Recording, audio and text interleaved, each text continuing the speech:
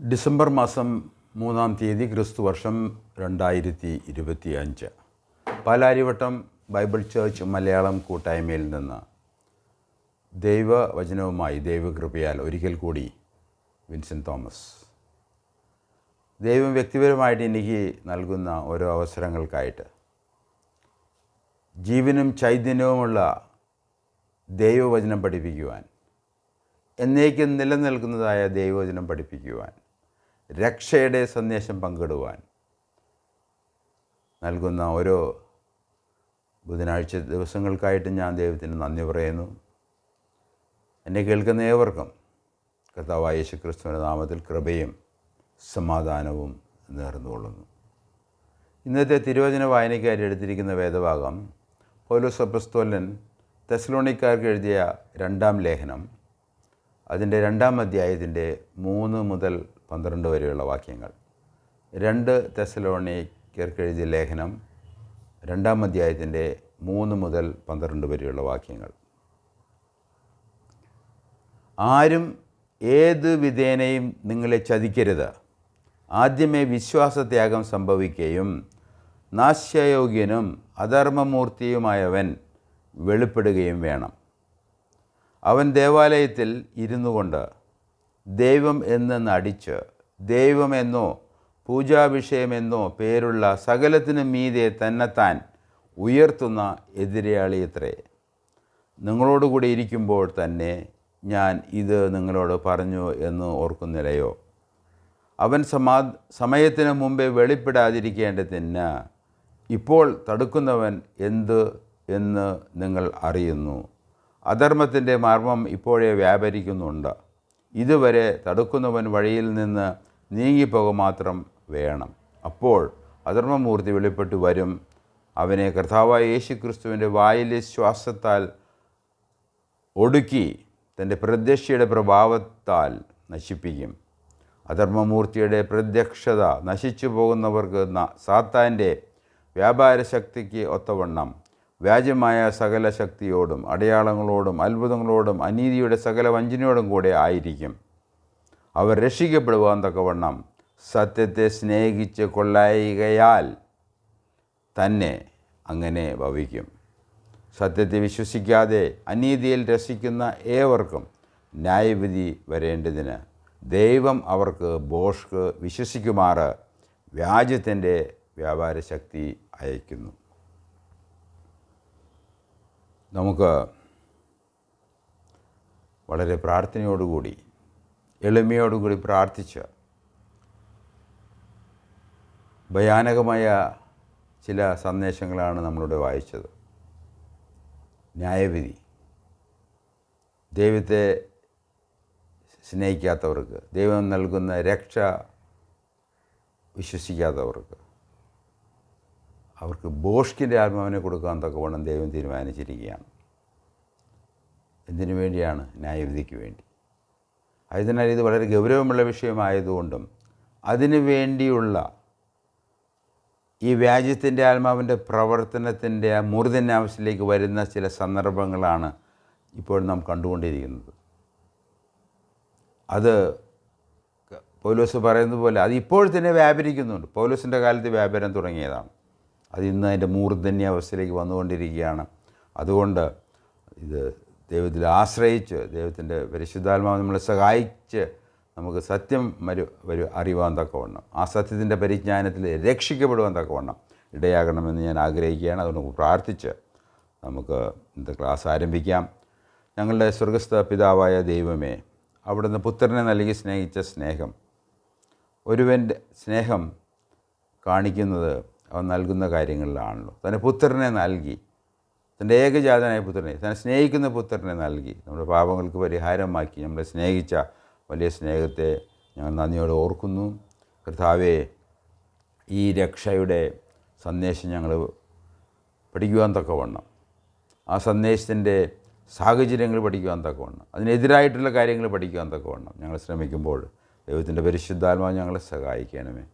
ദൈവത്തിൻ്റെ ഔദാര്യമായ ദാനം ഞങ്ങൾക്ക് സ്വീകരിക്കാൻ തക്കവണ്ണം ദൈവം ഞങ്ങളെ സഹായിക്കണമേ. അല്ല എങ്കിൽ ദൈവം ഭോഷ്കിൻ്റെ ആത്മാവിനെ അവർ വ്യാജം വിശ്വസിക്കാൻ തക്കവണ്ണം വരെ കൈവിടും, ന്യായവിധിയിൽ അകപ്പെടും എന്നുള്ള ഭയാനകമായ സന്ദേശം കൂടി ഇതിൽ ഉൾപ്പെട്ടിരിക്കുകയാൽ ദൈവത്തിൻ്റെ പരിശുദ്ധാത്മ ഞങ്ങളെ സഹായിക്കണമേ എന്ന് അടിയങ്ങൾ അപേക്ഷിക്കുന്നു. യേശുക്രിസ്തുവിൻ്റെ നാമത്തിലാകിയാൽ സ്വീകരിക്കണമേ സ്വർഗീയ പിതാവേ. ഇന്നത്തെ സന്ദേശത്തിൻ്റെ ടൈറ്റിൽ ഇട്ടിരിക്കുന്നത് ശത്രുവിൻ്റെ ശത്രു അവൻ മിത്രമാണ്. ശത്രുവിൻ്റെ ശത്രു മിത്രം. നമ്മൾ ഇന്ന് കാണുന്നത് അങ്ങനെയുള്ളൊരു പ്രവണതയാണ്. അതും കാണുന്നതോ നമ്മൾ വിചാരിക്കുന്ന ഭക്തിമയമായ മനുഷ്യരുടെ ഇടയിലാണ് ഇത് കാണുന്നത്. അത് വ്യാജത്തിൻ്റെ ആത്മാവാണ്, അന്ത്യകാല ലക്ഷണങ്ങളാണ്. അതുകൊണ്ട് ഇതിനെക്കുറിച്ച് നമ്മൾ ബോധ്യപ്പെടുത്തണം എന്നെനിക്ക് ബോധ്യമായതുകൊണ്ട് ഞാൻ ഈ സന്ദേശം നിങ്ങൾക്ക് നൽകുവാനും ഇപ്രകാരമൊരു ടൈറ്റിൽ ഇടുവാനും ദൈവം എന്നെ സഹായിച്ചത്. ശത്രുവിൻ്റെ ശത്രു മിത്രം. സംഘടിതമായ ശത്രുത നാം കണ്ടുകൊണ്ടിരിക്കുകയാണ്. എന്നാൽ ശത്രുവിനെ തിരിച്ചറിയാൻ ദൈവിക സത്യങ്ങളുടെ പരിജ്ഞാനം ആവശ്യമാണ്. അവിടെയാണ് പാലാരൂട്ടം ബൈബിൾ ചർച്ചിനെ പോലുള്ള ചർച്ചുകൾ വേദപുസ്തകം പഠിപ്പിക്കുന്ന, അതിൽ വിശ്വസിക്കുന്ന ഞങ്ങളെപ്പോലുള്ളവരുടെ ആവശ്യം വരുന്നത്. ഈ വ്യാജത്തിൽ പെടാതെ ശത്രുവിനെ തിരിച്ചറിയാൻ തക്കവണ്ണം സത്യം അറിയണമെങ്കിൽ ദൈവത്തിൻ്റെ വചനം, അതിൻ്റെ പരിജ്ഞാനം ആവശ്യമാണ്. ദൈവം ആഗ്രഹിക്കുന്നൊരു വിഷയം കൂടിയാണ്. നമ്മൾ കഴിഞ്ഞ ആഴ്ചകൾ വായിച്ചതാണ്. രക്ഷിക്കപ്പെടുവാനും സത്യത്തിൻ്റെ പരിജ്ഞാനത്തിൽ എത്തുവാനും ദൈവം ആഗ്രഹിക്കുകയാണ്. സമാധാനത്തിനും ഐക്യത്തിനുമായി വ്യക്തികളും സമൂഹങ്ങളും നാമധേയ ക്രൈസ്തവരും ശ്രമിക്കുകയാണ്. സമാധാനം, ഐക്യം, ഇത് രണ്ടും ദൈവിക സത്യങ്ങളില്ലാതെ, ആ സത്യത്തിൻ്റെ മൂർത്തിഭാവമായ കർത്താവ് യേശു ക്രിസ്തു ഇല്ലാതെ, ദൈവമില്ലാതെ, ദൈവവചനമില്ലാതെ ഈ സമാധാനവും ഐക്യവും എങ്ങനെ സാധിക്കും എന്നുള്ളതാണ്. അങ്ങനെ അത് ഈ സമാധാനത്തിനും ഐക്യത്തിനുമായി വ്യക്തികൾ, സമുദായങ്ങളും നാമധേയ ക്രൈസ്തവരും ശ്രമിക്കുകയാണ്. അത് നമ്മളിന്ന് കണ്ടുകൊണ്ടിരിക്കുന്നത്. പോപ്പിൻ്റെ പ്രവർത്തനങ്ങൾ ശ്രദ്ധിച്ച് മനസ്സിലാക്കണം. ശത്രുവിനോടുള്ള മിത്രത എന്ന് വരികയാണ്. അത് തീർച്ചയായിട്ടും ദൈവവചനത്തിൻ്റെ പ്രവചനങ്ങളുടെ അടിസ്ഥാനത്തിൽ ഇത് അന്ത്യകാല ലക്ഷണമാണ്, വിശ്വാസത്യാഗമാണ്, അധർമ്മമൂർത്തിയുടെ വെളിപ്പെടിന് മുമ്പുള്ള ശക്തമായ വ്യാപാരമാണ്. സാത്താൻ്റെ ശക്തി ഉള്ള വ്യാപാര ശക്തിയാണ് നടന്നുകൊണ്ടിരിക്കുന്നത്. സഭാചരിത്രവും സഭയെ സംബന്ധിച്ച ദൈവശാസ്ത്രവും അറിഞ്ഞാൽ മാത്രമേ കാര്യങ്ങളിലെ ഗൗരവം മനസ്സിലാക്കുകയുള്ളൂ. രണ്ട് വിഷയങ്ങൾ നമുക്ക് നന്നായിട്ട് വേദപുസ്തകത്തിൽ നിന്ന് അറിഞ്ഞാൽ മാത്രമേ നമുക്ക് സത്യത്തിൻ്റെ പരിജ്ഞാനത്തിലെത്തി രക്ഷയെക്കുറിച്ചുള്ള വിവരങ്ങൾ ലഭിച്ച് നമ്മൾ രക്ഷിക്കപ്പെടുവാനായിട്ട് ഇടയാകുകയുള്ളൂ.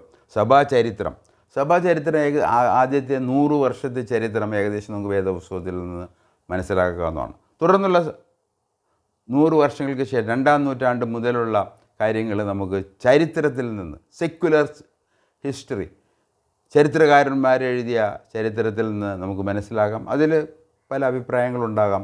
അതിൽ ചില പ്രധാനപ്പെട്ട ഭാഗങ്ങൾ ഞാൻ നിങ്ങളുടെ മുമ്പിൽ അവതരിപ്പിക്കാൻ ആഗ്രഹിക്കുകയാണ്. കാരണം ആ പശ്ചാത്തലത്തിലാണ് ഈ സഭാചരിത്രത്തിൽ നടന്ന, സെക്യുലർ ഹിസ്റ്ററിയിൽ നടന്ന കാര്യങ്ങളുടെ അടിസ്ഥാനത്തിലാണ് ഇന്ന് പോപ്പും മുന്നോട്ട് വയ്ക്കുന്ന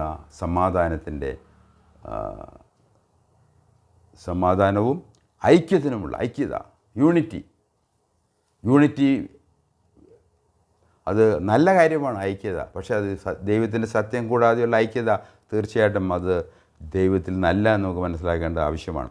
അതുകൊണ്ട് ഈ രണ്ട് കാര്യങ്ങളിൽ ദൈവശാസ്ത്രവും സഭാചരിത്രവും സഭയെ സംബന്ധിച്ച ദൈവശാസ്ത്രവും, അതിൽ സഭയെ സംബന്ധിച്ച ചില ഗൗരവമായ വിഷയങ്ങൾ വേദപുസ്തകത്തിൽ തന്നെ നിങ്ങളുടെ മുമ്പിൽ ഞാൻ അവതരിപ്പിക്കാൻ ആഗ്രഹിക്കുകയാണ്. ഗൗരവം മനസ്സിലാക്കാൻ സഭയുടെ ആരംഭം പ്രധാനമാകുന്നു. സഭ എവിടെ ആരംഭിച്ചു, സഭ എന്താണ്, നിർവചനം എന്താണ് എന്ന് മനസ്സിലാക്കിയാൽ മാത്രം, അത് തിരുവചനത്തിൽ നിന്നും മനസ്സിലാക്കിയാൽ മാത്രമേ, അതാണ് നമ്മുടെ മൗലികമായ സ്റ്റാൻഡേർഡ്. അത് വെച്ച് അളന്ന് നോക്കണം. അത് അവിടെയാണ് നിർവചനങ്ങളുള്ളത്.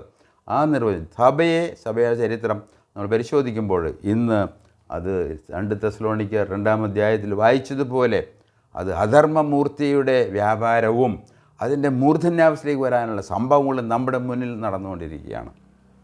ഒന്നാമതായിട്ട് സഭാചരിത്രം നമ്മൾ വേദപുസ്തകത്തിൽ വായിക്കുമ്പോൾ ഗലാത്യ ലേഖനം 4-ാം അധ്യായത്തിൻ്റെ 4-ാം വാക്യം അത് നിങ്ങൾ വായിച്ചെന്ന് കേൾപ്പിക്കാൻ ഞാൻ ആഗ്രഹിക്കുകയാണ്. ഗലാത്യ ലേഖനം എൻ്റെ 4-ാം അധ്യായത്തിൻ്റെ 4-ാം വാക്യം അതിപ്രകാരമാണ് മലയാളത്തിലേക്ക് തർജ്ജമ ചെയ്തിരിക്കുന്നത്. എന്നാൽ കാലസമ്പൂർണത വന്നപ്പോൾ ദൈവം തൻ്റെ പുത്രനെ സ്ത്രീയിൽ നിന്ന് ജനിപ്പിച്ചവനായി ന്യായപ്രമാണത്തിന് കീഴിൽ ജനിച്ചവനായി നിയോഗിച്ചത്. ഇതാണ് നമ്മൾ ക്രിസ്മസായിട്ട് ആഘോഷിക്കുന്നത്. ഏകദേശം 4000 വർഷത്തെ ഈ ലോക ചരിത്രത്തിന് ശേഷം അതിനുവേണ്ടി ഒരുക്കമായിരുന്നു. തൻ്റെ ഏകജാതനായ പുത്രനെ ഭൂമിയിലേക്ക് കൊണ്ടുവരുവാൻ തക്കവണ്ണം 4000 വർഷത്തെ ഒരുക്കമായിരുന്നു ദൈവം ചെയ്തത്. അങ്ങനെ കാലസമ്പൂർണത വന്നപ്പോൾ ദൈവം തന്നെ പുത്രനെ സ്ത്രീയിൽ നിന്ന് ജനിപ്പിച്ചു. അതാണ് കർത്താവായ യേശു ക്രിസ്തു. അവിടെയാണ് അത് വളരെ പ്രധാനപ്പെട്ട ഒരു വിഷയമാണ്.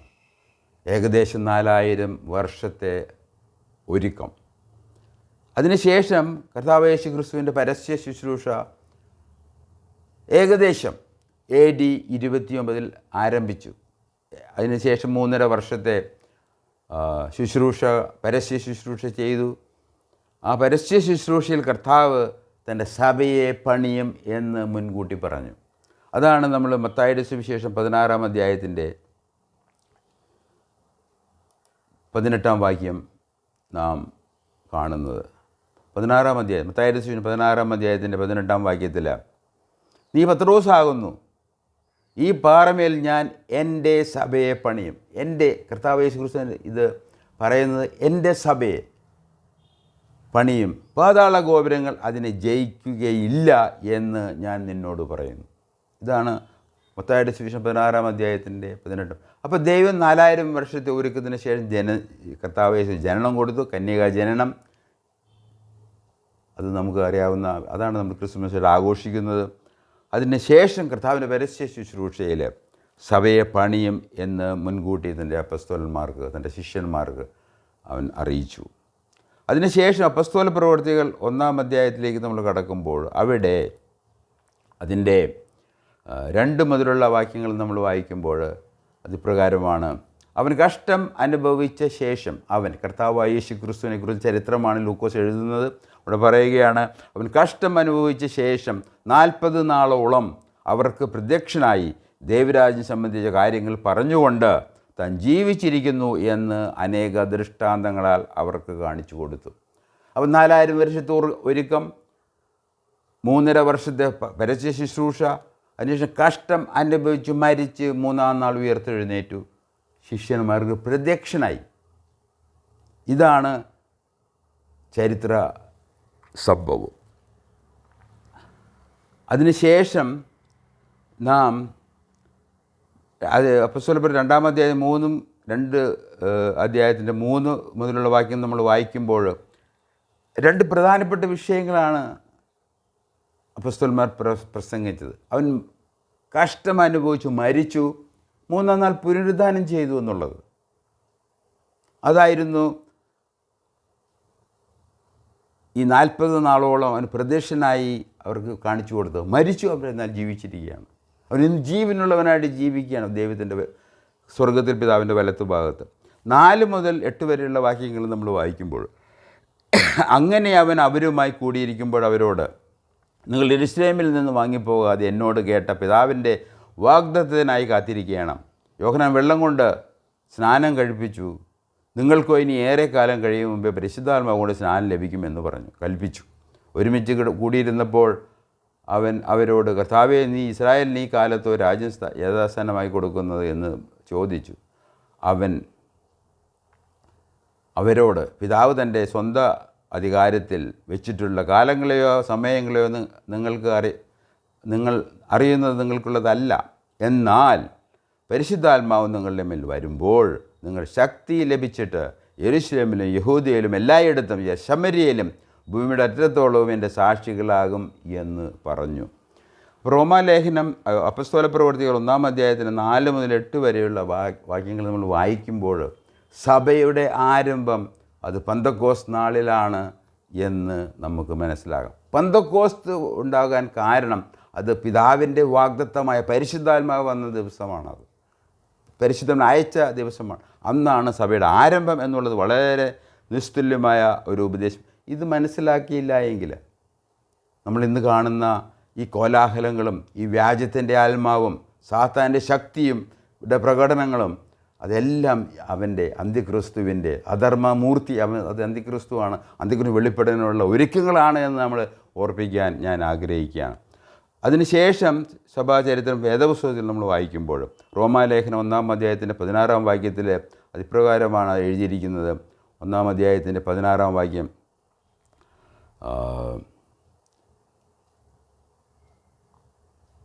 സുവിശേഷത്തെക്കുറിച്ച് എനിക്ക് ലജ്ജയില്ല. ഇത് എഴുതുന്നത് പരിശുദ്ധാത്മാവ് നിയോഗം പ്രാപിച്ച് എഴുതിയ പൗലോസ് അപ്പോസ്തലൻ ലേഖനമാണ്. ഇവിടെ എഴുതിയിരിക്കുന്നത് സുവിശേഷത്തെക്കുറിച്ച് പൗലോസിന് എനിക്ക് ലജ്ജയില്ല.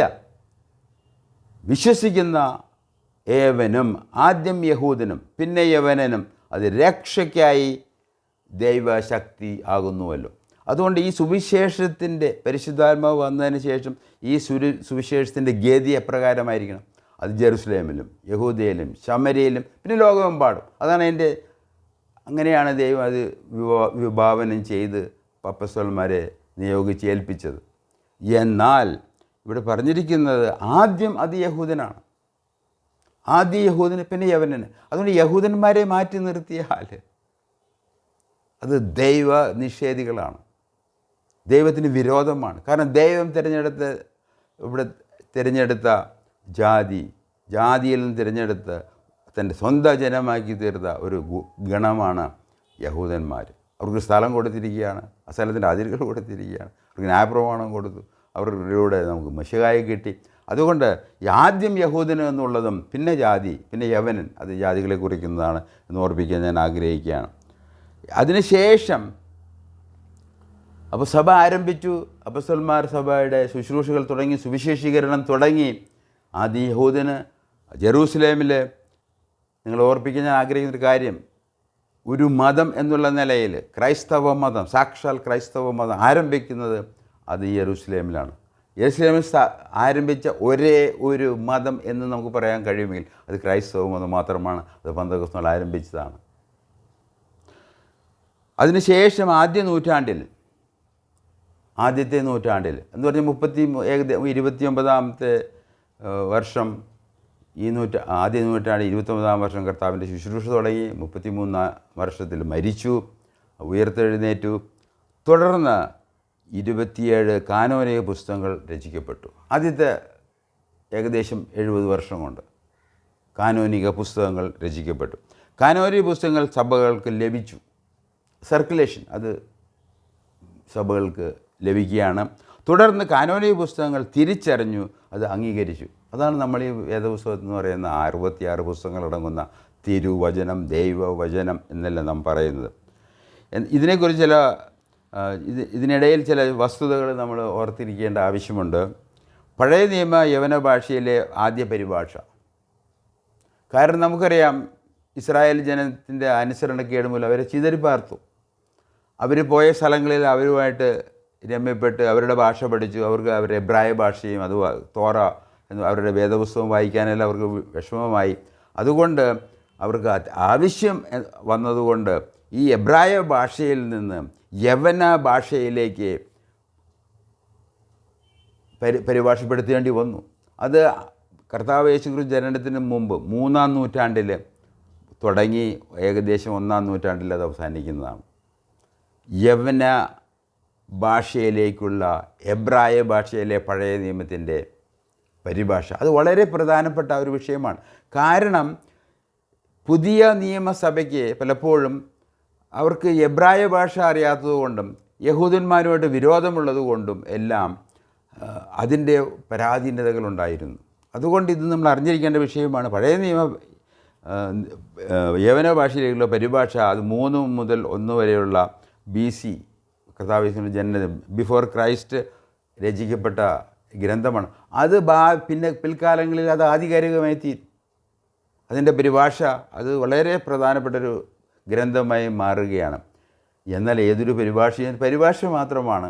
ദൈവം അതിനെഴുതപ്പെട്ടത് ഈ എബ്രായ ഭാഷയിലാണ് എന്നുള്ളതും അത് നമ്മൾ ഓർത്തിരിക്കേണ്ട വിഷയമാണ്.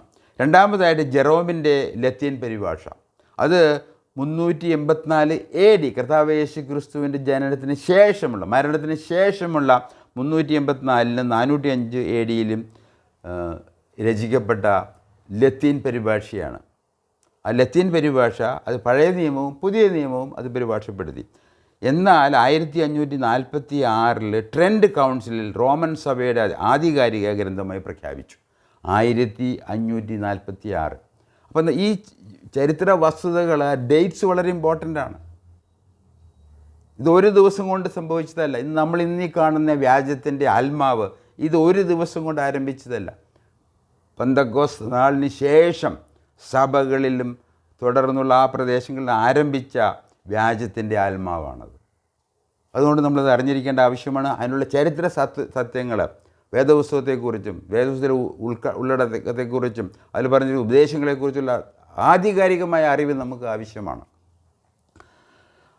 അതിനുശേഷം നാം സഭാചരിത്രം പഠിക്കുമ്പോൾ 7 കൗൺസിൽ, ചർച്ച് കൗൺസിലുകൾ ഉണ്ടായി.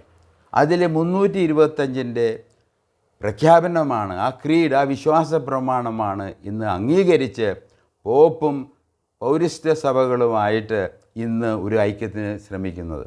അപ്പോൾ ബാക്കിയുള്ള അതിന് ആദ്യത്തെ കൗൺസിലാണത് 325. അതിനുശേഷം 6 കൗൺസിലുകൾ നടന്നിട്ടുണ്ട്. അതുമാത്രമല്ല 1554 ഈ പൗരസ്ത്യ സഭയെ ശാപിച്ച് അനാത്തിമ എന്ന് പറയും, അവരെ പുറത്താക്കിയവരാണ്.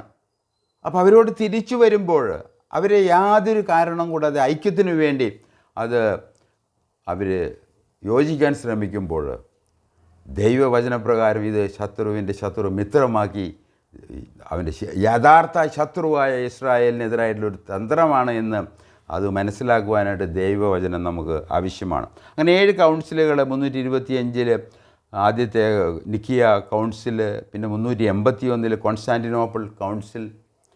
ഇതിലെല്ലാം കർത്താവായ യേശു ക്രിസ്തുവിനെ സംബന്ധിച്ചും അവൻ്റെ ദൈവീകത്തെ സംബന്ധിച്ചും അവൻ്റെ മനുഷ്യത്തെ സംബന്ധിച്ചും ഏക വ്യക്തിയാണെന്നും 2 സ്വഭാവങ്ങളുള്ളവനാണെന്നും 2 ഹിതമുള്ളവനാണെന്നും എല്ലാം വ്യക്തമായിട്ടുള്ള പ്രഖ്യാപനങ്ങൾ. ഇതെല്ലാം മാറ്റി നിർത്തിക്കൊണ്ട് ഇന്ന് വാസ്തവത്തിൽ കത്തോലിക്ക സഭ വിശ്വസിക്കുന്നത് പോലെ ത്രിയേക ദൈവത്തിൽ വിശ്വസിക്കുന്ന ഒരു സഭയെ അല്ല പൗരസ്ത്യ സഭ. അവർക്കതിൽ വളരെ പ്രശ്നങ്ങളുള്ള സഭയാണ്. അപ്പോൾ അവരോട് നമ്മൾ ഐക്യദാർഢ്യം പ്രഖ്യാപിക്കുമ്പോൾ അത് 325 നിക്കിയ കൗൺസിലിൻ്റെ അടിസ്ഥാനത്തിലും അത് തീർച്ചയായിട്ടും ഇതിൻ്റെ പിന്നിൽ ഒരു അജണ്ടയുണ്ട് പോപ്പിന്. അത് എൻ്റെ ഭാഷ്യത്തിൽ, എൻ്റെ വേദപുസ്തക അറിവിലും ഈ സമകാലിക ചരിത്രമൊക്കെ പരിശോധിച്ച് നോക്കുമ്പോൾ, സംഭവങ്ങളും പരിശോധിച്ച് നോക്കുമ്പോൾ ഇത് ശത്രുവിനോടുള്ള മിത്രതയാണ്. കാരണം ശത്രുവിനെ നിഗ്രഹിക്കാനുള്ള ഒരു പ്രശ്നമാണ്. ആരാണ് ശത്രു? തീർച്ചയായിട്ടും ഇസ്രായേൽ തന്നെയാണ്. അങ്ങനെ 381 എഫേസൂസിലെ 431 AD, കാൽസിഡോൺ 451, 553, അതിനുശേഷം 680, അവസാനമായിട്ട് 787 ഉണ്ടായി. 1054 പൗരസ്ത്യ സഭകളെ കത്തോലിക്ക സഭയിൽ നിന്ന് ശാപിച്ച് പുറത്താക്കി. നമ്മൾ അനാഥമി എന്ന് പറയുന്നത്. കാരണം ത്രിത്വത്തെ സംബന്ധിച്ച ഉപദേശം, കർത്താവ് യേശു ക്രിസ്തുവിനെ സംബന്ധിച്ച ഉപദേശം, പരിശുദ്ധാത്മാവിനെ സംബന്ധിച്ച ഉപദേശം അത് തെറ്റായി വ്യാഖ്യാനിക്കുകയും അത് ദുരുപദേശമായി കണ്ടതുകൊണ്ട് കത്തോലിക്ക സഭയിൽ അന്നത്തെ പോപ്പ് ഈ പൗരസ്ത്യ സഭയെ ശാപിച്ച് പുറത്താക്കാനുണ്ടായത്. 1962 പോപ്പ് ശാപം ഒഴിവാക്കി. അതും വസ്തുതയാണ്.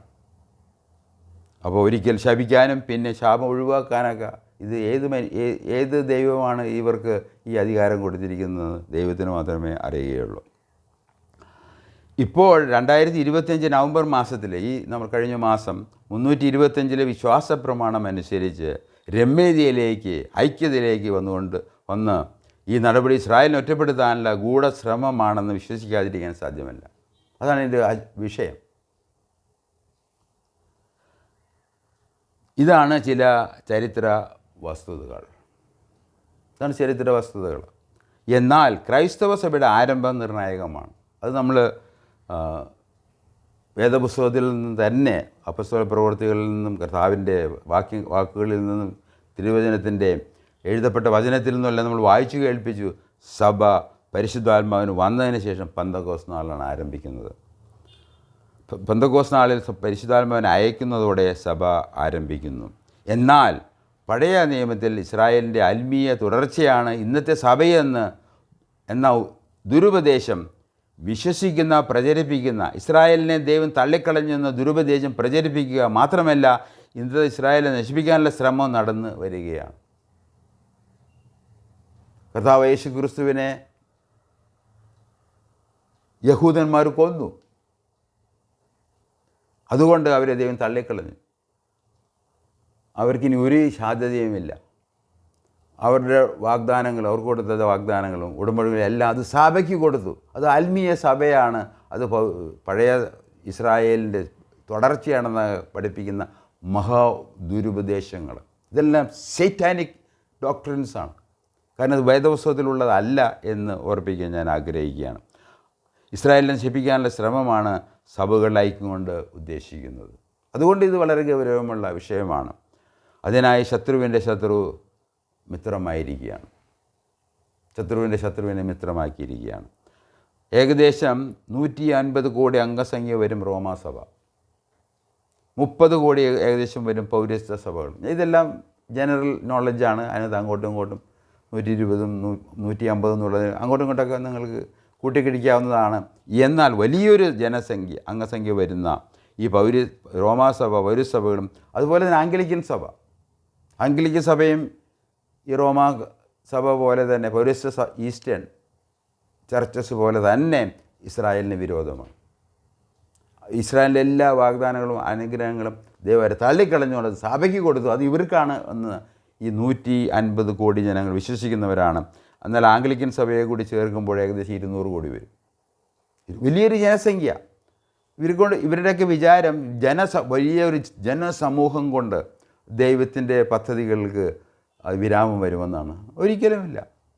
ദൈവം ഒരാൾ വിചാരിച്ചാൽ ദൈവത്തിന് മാത്രം ചെയ്യാവുന്ന കാര്യങ്ങളാണ്. ഇസ്രായേലിനോടുള്ള ബന്ധത്തിൽ പലവട്ടം കർത്താവ് പറഞ്ഞിട്ടുണ്ട്. ദൈവം അവരോട് പറഞ്ഞിട്ടുണ്ട്, നിങ്ങൾ വലിയ കൂട്ടമായതുകൊണ്ടോ, നിങ്ങൾ ബുദ്ധിമാന്മാരായതുകൊണ്ടോ, നിങ്ങൾ പൊക്കത്തിൽ വലിപ്പമുള്ളവരോടോ ഭംഗിയുള്ളവരോടൊന്നുമല്ല ഞാൻ നിങ്ങളെ തിരഞ്ഞെടുത്തത്, നിങ്ങൾ ചെറിയ ഗണമായതുകൊണ്ടാണ്. അതുകൊണ്ട് വലിയ 200 കോടി ഐക്യമുണ്ടാക്കി കഴിഞ്ഞാലും ദൈവത്തിൻ്റെ പദ്ധതിക്കോ ഇസ്രായേലിനോ എതിരായിട്ട് കാര്യങ്ങൾ നടക്കുകയില്ല എന്നുള്ളതോടെ ഓർപ്പിക്കാൻ ഞാൻ ആഗ്രഹിക്കുകയാണ്. 3 സഭകളും 1948 ജാതനായ ഇസ്രായേലിനെ ദൈവജനമായും ദൈവത്തിൻ്റെ വാഗ്ദാനങ്ങൾക്കും ഉടമ്പടികൾക്കും ഇസ്രായേൽ ദേശത്തിന് അവകാശികളാണെന്ന് ശക്തമായി അവിശ്വസിക്കുകയും പ്രചരിപ്പിക്കുകയും പ്രവർത്തിക്കുകയും ചെയ്യുന്ന ദുരുപദേശ സഭകളാണ്. ആരൊക്കെയാണത് ഈ ദുരുപദേശ സഭകൾ? 120 കോടി റോമൻ കത്തോലിക്ക സഭ, 30 കോടിയോളം വരുന്ന ലോകജനസംഖ്യ 30 കോടിയോളം വരുന്ന പൗരസ്ത്യ സഭകൾ, അതുപോലെ തന്നെ ആംഗ്ലിക്കൻ സഭകൾ എല്ലാവരും കൂടി ചേർന്ന് ഇസ്രായേലിനെതിരായിട്ടുള്ള വലിയ നീക്കം ഇന്ന് നടന്നുകൊണ്ടിരിക്കുകയാണ്. അങ്ങനെ ദൈവത്തിൻ്റെ വിളിയും തിരഞ്ഞെടുപ്പും നിഷേധിക്കുന്ന സഭകളുടെ ഇസ്രായേലിനെതിരായ സംഘടിത ശ്രമമാണ് പോപ്പിൻ്റെ സന്ദർശന ലക്ഷ്യം. ശത്രു മിത്രം, ഇതാണ് പോപ്പിൻ്റെ അജണ്ട. എന്നാൽ ക്രൈസ്തവ സഭ പുതിയതാണ്, വിവിധ തരത്തിൽ പുതിയതാണ്. അല്ലാതെ ചില സഭയുടെ പുതുമ എന്ന് പറഞ്ഞാൽ നമ്മൾ പഴയ നിയമത്തിൻ്റെ തുടർച്ചയല്ല, ഇത് പുതിയതാണ് എന്നുള്ളതിന് ചില വാക്യങ്ങൾ വായിച്ച് ഇന്നത്തെ ക്ലാസ് അവസാനിപ്പിക്കാം എന്ന് ഞാൻ വിചാരിക്കുകയാണ്. 1 കൊരിന്ത്യർ 5-ാം അധ്യായത്തിൻ്റെ 7-ാം വാക്യത്തിൽ ആദ്യമായിട്ട് ആക്ട്സ് ഞാൻ വായിക്കാൻ ആഗ്രഹിക്കുന്ന അപ്പസ്തോല പ്രവർത്തികൾ 17-ാം അധ്യായത്തിൻ്റെ 19-ാം വാക്യമാണ്. 17-ാം അധ്യായത്തിൻ്റെ 19-ാം വാക്യം. ഇവിടെ പൗലോസ് അപ്പസ്തോലൻ അന്നത്തെ ചിന്തകന്മാരുടെ ഫിലോസഫേഴ്സിൻ്റെ നാടായിരുന്നു ഏഥൻസ്. അവിടെ തൻ്റെ മിഷണറി പ്രവർത്തനം ചെയ്യുകയാണ്. അതിൻ്റെ ചരിത്രരേഖയാണ് ഇവിടെ എഴുതിയിരിക്കുന്നത്. അപ്പോസ്തലർ 17-ാം അധ്യായത്തിൻ്റെ 19-ാം വാക്യത്തിൽ, പിന്നെ അവർ പിടിച്ച്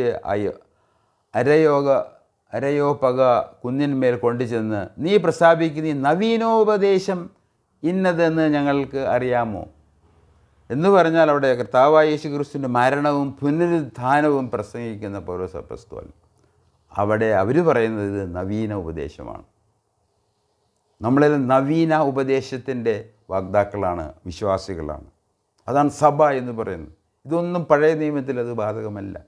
4000 വർഷത്തെ ഒരുക്കുന്നതിന് ശേഷം, കർത്താവ് വന്നതിന് ശേഷം, കർത്താവിൻ്റെ പരിശുദ്ധാത്മാവിനെ അയച്ചതിന് ശേഷം സംഭവിച്ച കാര്യമാണ്. അതുപോലെ തന്നെ 1 കൊരിന്ത്യർ 5-7 നമ്മൾ പുതിയ പിണ്ഡമാകേണ്ടതിനാണ്. പുതിയ പിണ്ഡം. അപ്പോൾ അവിടെയും പുതിയ പിണ്ഡം എന്ന് സഭയെക്കുറിച്ച് പറയുന്നുണ്ട്. അതുപോലെ തന്നെ 1 കൊരിന്ത്യർ 11 വാക്യത്തിൽ നമുക്കറിയാം, 1 കൊരിന്ത്യർ 11 അത് കർത്താവായ യേശു ക്രിസ്തു താൻ സ്ഥാപിച്ച കർത്തൃമേശയുടെ, നമ്മൾ യൂക്രിസ്റ്റ് എന്ന് പറയും, അത് എങ്ങനെയാണ് ചെയ്യേണ്ടത് എന്നുള്ളതിൻ്റെ ഓപ്പറേറ്റിംഗ് പോർഷനാണ്. എങ്ങനെയാണ് നമ്മൾ നടത്തേണ്ടത്, സഭയിൽ ആചരിക്കേണ്ടത് എന്നുള്ള കാര്യങ്ങളാണ് അവിടെ പറയുന്നത്. പുതിയ ഉടമ്പടിയാണ്. ഒരു പുതിയ ഉടമ്പടിയുടെ ഓർമ്മയാണ് നമ്മൾ എല്ലാ കർത്തൃമേശയിലും നമ്മൾ കർത്താവിൻ്റെ യൂക്രിസ്റ്റ് ഭക്ഷിക്കുമ്പോഴും കുടിക്കുമ്പോഴും അത് പുതിയ ഉടമ്പടി എന്ന് അതിനെക്കുറിച്ച് പറയുന്നു. അതുപോലെ 2 കൊരിന്ത്യർ 5-17 പുതിയ സൃഷ്ടി. 2 കൊരിന്ത്യർ 5 വാക്യം വായിച്ചു കേൾപ്പിക്കാൻ ആഗ്രഹിക്കുകയാണ്. 5 അതിൻ്റെ 17 വാക്യം.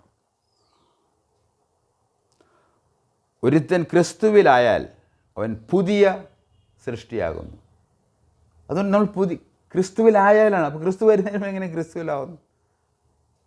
ക്രിസ്തുവിലായാൽ അത് പരിശുദ്ധാത്മാവ് മുഖാന്തരം നടക്കുന്ന, പരിശുദ്ധാത്മാ സ്നാനത്താൽ നടക്കുന്ന ഒരു പ്രക്രിയയാണ്. നമ്മൾ ഒരു ക്രിസ്തുവിലായാൽ അവൻ പുതിയ സൃഷ്ടി ആകുന്നു. പഴയത് കഴിഞ്ഞുപോയി, ഇതാ അത് പുതിയതായി തീർന്നിരിക്കുന്നു. നമ്മൾ പുതുക്കം പ്രാപിച്ചവരായിരിക്കണം. അതാണ് സഭ എന്ന് പറയുന്നത്. അതുപോലെ തന്നെ നമ്മൾ പുതിയ സൃഷ്ടി ക്രിസ്തുവിൽ പുതുതായി തീർന്നിരിക്കുന്നു. എഫേസ്യ ലേഖനം 2 15 വാക്യത്തിലും കൊളോസ്യ ലേഖനം 3 10 വാക്യത്തിലും സഭയെക്കുറിച്ച് പറയുന്നത് നീ പുതിയ മനുഷ്യനാണെന്ന്. ന്യൂ മാൻ, പുതിയ മനുഷ്യനാണ്. അതാണ് സഭ എന്ന് പറയുന്നത്. പഴയതല്ല, പുതിയതാണ്. അതുപോലെ തന്നെ എഫേസ്യ ലേഖനം 4 24 ഭാഗത്തിൽ പുതിയ മനുഷ്യനെ ധരിച്ചു കൊള്ളുവിൻ. Put on new man. ആ ന്യൂ മാൻ എന്ന് പറയുന്നത് ക്രിസ്തു തന്നെയാണ്. ക്രിസ്തുവിനെ നമ്മൾ ധരിച്ചു കൊള്ളണം. അതുപോലെ തന്നെ 2 പത്രോസ് 3 13 വാക്യത്തിൽ നമ്മുടെ പ്രത്യാശാ വിഷയം പുതിയ ആകാശം, പുതിയ ഭൂമി. സഭ ഇതിനു വേണ്ടിയാണ് കാത്തിരിക്കുന്നത്. എന്നാൽ ഇസ്രായേൽ അതിനു വേണ്ടിയല്ല കാത്തിരുന്നത്, അവരുടെ രാജ്യത്തിന് വേണ്ടിയാണ്. ദൈവം കൊടുത്തിരിക്കുന്ന ആ രാജ്യത്ത് ദൈവ രാജ്യം പണിയുക, അതാണ് അവരുടെ പ്രത്യാശ. എന്നാൽ സഭയോ പുതിയ ആകാശവും പുതിയ ഭൂമിക്കായിട്ട് കാത്തിരിക്കുന്നു. വെളിപാട് പുസ്തകം 3 12 വാക്യത്തിലും 21 വാക്യത്തിൻ്റെ 2 വാക്യത്തിലും നാം പുതിയ ജെറുസലേമിനായിട്ട് കാത്തിരിക്കുകയാണ്. അവിടെയാണ് നമ്മുടെ വാസം ആകാൻ പോകുന്നത്. പുതിയ ജെറുസലേം, പുതിയ ആകാശം, പുതിയ ഭൂമി, പുതിയ ജെറുസലേം, എല്ലാം പുതിയതാണ്. 2 യോഹന്നാൻ്റെ ലേഖനം 1 5 വാക്യത്തിൽ കർത്താവ് നമുക്ക് നൽകിയ ഒരു പുതിയ കൽപ്പനയുണ്ട്. നിങ്ങൾ അന്യോന്യം സ്നേഹിക്കണം. ഈ വാസ്തവത്തിൽ ഇവർ വീണ്ടും ജനിച്ച പുതിയ മനുഷ്യരാണെങ്കിൽ ഈ റോമൻ സഭയും ഈ പൗരസ്ത്യ സഭകളും എന്തുകൊണ്ട് അവർക്ക് അന്യോന്യം സ്നേഹിക്കാൻ പറ്റുന്നില്ല? എന്തുകൊണ്ട് ഐക്യത്തിൻ്റെ ആവശ്യം വരുന്നു? അത് അങ്ങനെ അല്ല എന്നുള്ളതിന് തെളിവാണ് ഈ ഐക്യത്തിന് ശ്രമിക്കുന്നത്. കർത്താവ് പറഞ്ഞൊരു കൽപ്പനയാണ് നിങ്ങൾ അന്യോന്യം. നിങ്ങൾ വാസ്തവമായ ദൈവത്തിൽ പുതിയതായിട്ട് ജനിച്ചവരാണെങ്കിൽ, പുതിയത് ആഗ്രഹിക്കുന്നവരാണ്, പുതിയ പ്രത്യാശയുള്ളവരാണെങ്കിൽ, പുതിയ മനുഷ്യനെ ജീവിക്കുന്നവരാണ്, തീർച്ചയായിട്ടും നിങ്ങൾ അന്യോന്യം സ്നേഹിക്കണമെന്നുള്ളൊരു കൽപ്പന. അത് സ്നേഹമില്ല എന്ന് വാക്കിൽ വിരോധമാണ്. അതുമാത്രമല്ല ശത്രുതയാണ് എന്നുള്ളത് ഓർത്തിരിക്കേണ്ടത് ആവശ്യമാണ്. അതിനെല്ലാം നല്ല തെളിവാണ് ഇന്ന് ഉക്രൈനിൽ നടക്കുന്ന എത്രയോ ജനലക്ഷങ്ങളാണ് മരിച്ചത്, ഇനി മരിക്കാൻ പോകുന്നത്. ഇതെല്ലാം അതിൻ്റെ പിന്നിലുള്ള ശാസ്ത്രീയ ധാർമ്മിക വശങ്ങൾ, സഭയുടെ ഉത്തരവാദിത്തങ്ങളും അവരുടെ കാര്യങ്ങളൊക്കെ നിങ്ങൾ പഠിച്ചാൽ കൊള്ളാമെന്ന് ഞാൻ വിചാരിക്കുകയാണ്. ക്രിസ് എലാർ എന്ന് പറഞ്ഞ ഒരു കാത്തലിക് പ്രീസ്റ്റുണ്ട് മിച്ചിഗനിൽ.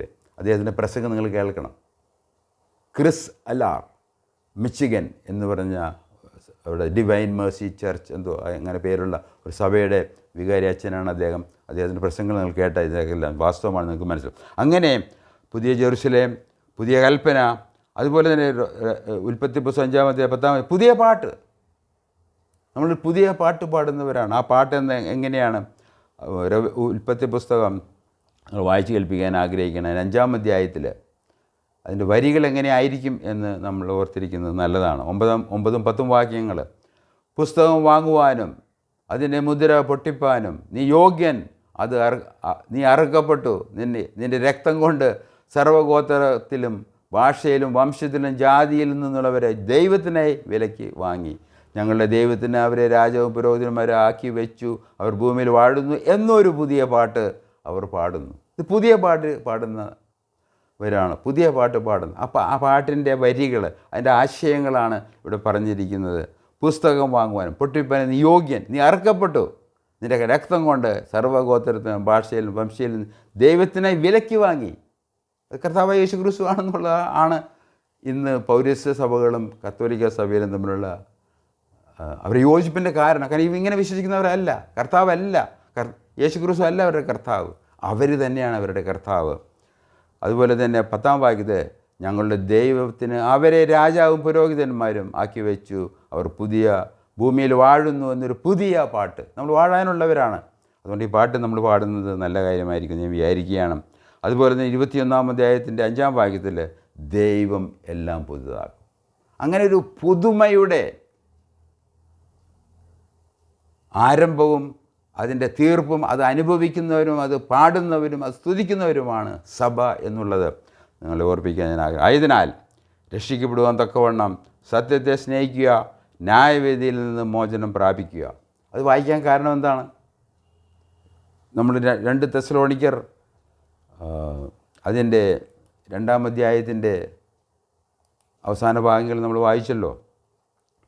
അവർക്ക് ബോഷ്ക്ക് വിശ്വസിക്കുമാർ വ്യാജത്തിൻ്റെ വ്യാപാര ശക്തി അയക്കുകയാണ്.